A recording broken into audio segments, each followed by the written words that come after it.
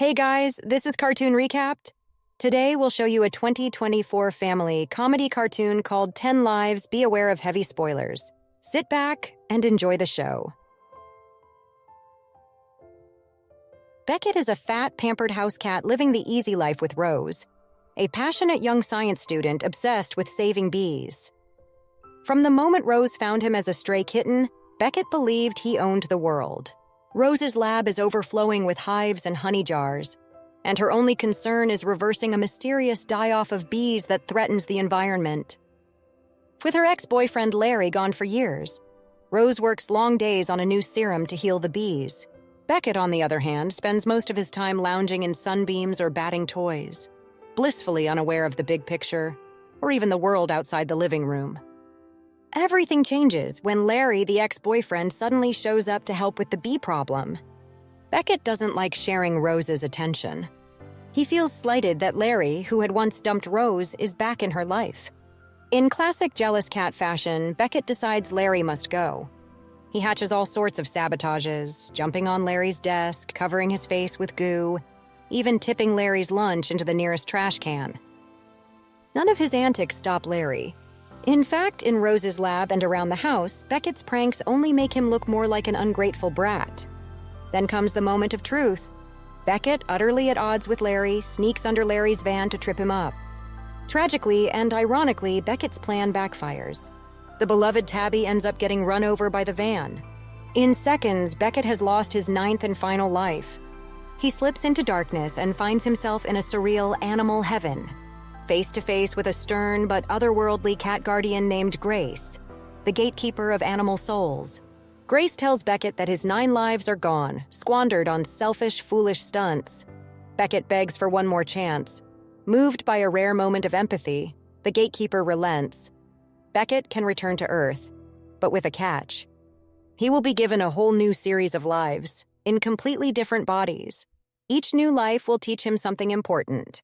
In other words, Rose's pampered kitty can only get back to her by learning a few lessons about empathy and sacrifice. Beckett angrily agrees, not fully grasping that each life now comes in a different animal suit. And so begins Beckett's wild, shape-shifting odyssey. Badger. Beckett's first reincarnation is as a badger. He wakes up growling outside Rose's house. She nearly screams when she discovers a raccoon-like creature in her bed. Rose finally realizes this zany critter is Beckett in badger form. She angrily bats him out of the bedroom, yelling "shoo" and chasing him into the yard.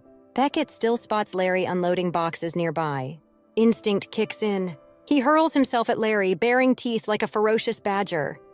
But Larry ducks just in time, and Beckett smacks right into a live electric fence on the garden gate. Sup! Fur flies, and the badger Beckett is instantly roasted and incapacitated. In one short trip through the rose bush, this life is over.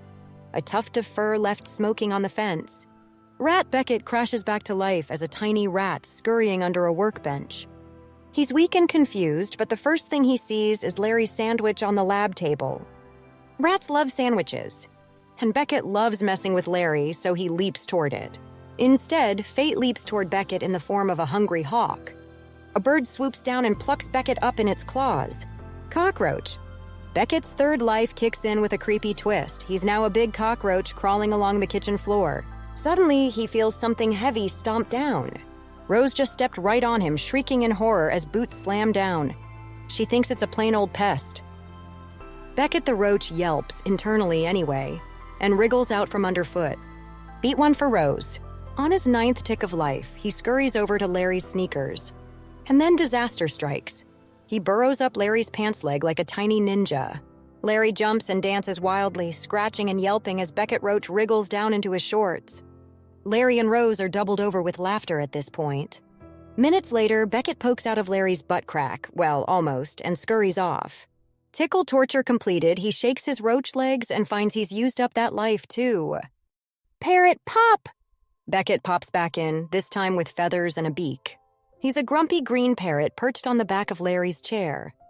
Now this is a bad turn. Larry has a big cat-scratching post leaning in the room.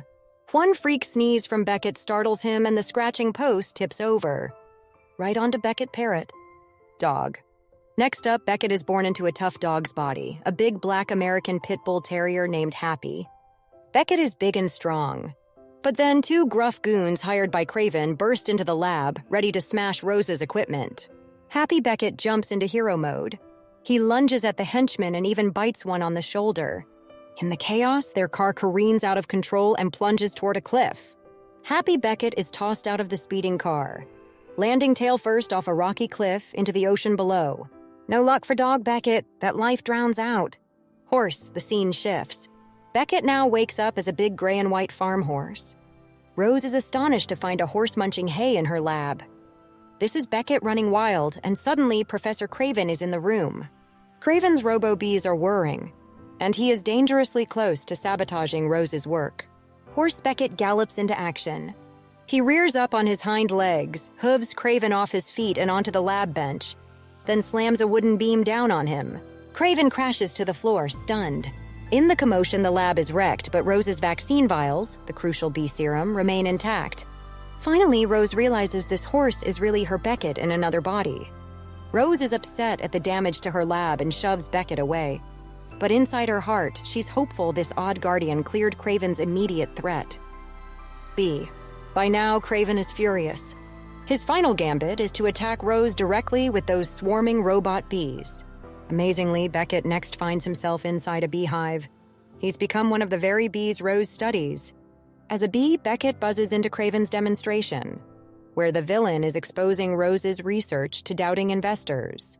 One of Craven's henchmen tries to smash the small bee, but Beckett stings the thug's hand instead.